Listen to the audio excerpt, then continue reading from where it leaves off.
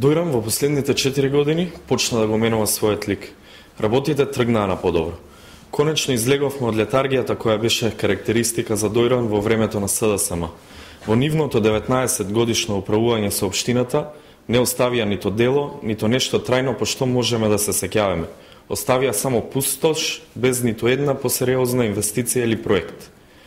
Изминативе 4 години, локалната самоуправа предводена од ВМРО ДПМН успеа да реализира неколку капитални проекти, кои го менуваат имиџот на Дојран.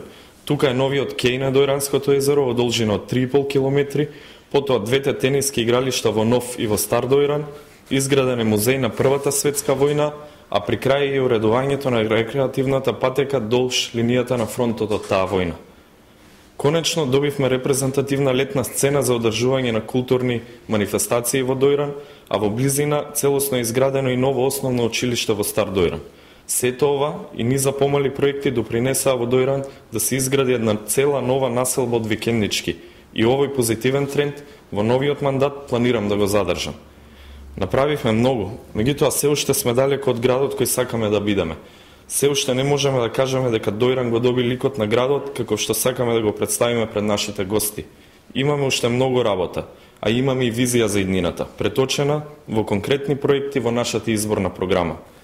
Нашите најважни проекти во следниот 4 годишен мандат ќе бидат формирање на индустријска зона Дојран, уредување на пазариште, градски пазар во Нов Дојран, поддршка за изградба на рибен пазар помеѓу Стар и Нов Дојран на брегот во непосредна близина на пунктот за излез на рибарите од езерото, изградба на спортска сала во основното училиште Кочорацин во Нов Дојран, а во соработка со Агенцијата за спорт и млади ќе изградиме 2 повеќе наменски спортски игралишта во населените места Фурка и Николич.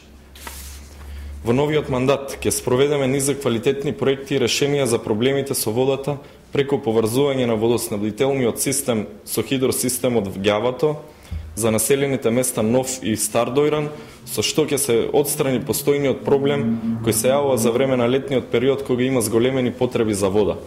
Еден од позначајните проекти ќе биде и монтирањето на мерно-регулациона опрема за водоводот во Нов и во Стар Дојран, со што комуналното предпријатие ќе стопанисува подобро и порентабилно. Предвидена е изградба и на пешечка патека помеѓу Нов и Стар Дојран, со што ќе се подобрат условите за рекреација на граѓаните и туристите, а проектот ќе представува своевидно продолжување на досега завршената рекреативна патека. Посебно внимание ќе посветам и на одржување на постојните зелени површини и хортикултурно уредување и поставување на клупи и друга урбана опрема во сите населени места. Во новиот мандат, општината ќе биде посветена на искористувањето на конкурентските предности на Дојран и максимално ќе се залага да го развива и промовира езерскиот, здравствениот, спортско-рекреативниот, риболовниот и конгресниот туризам.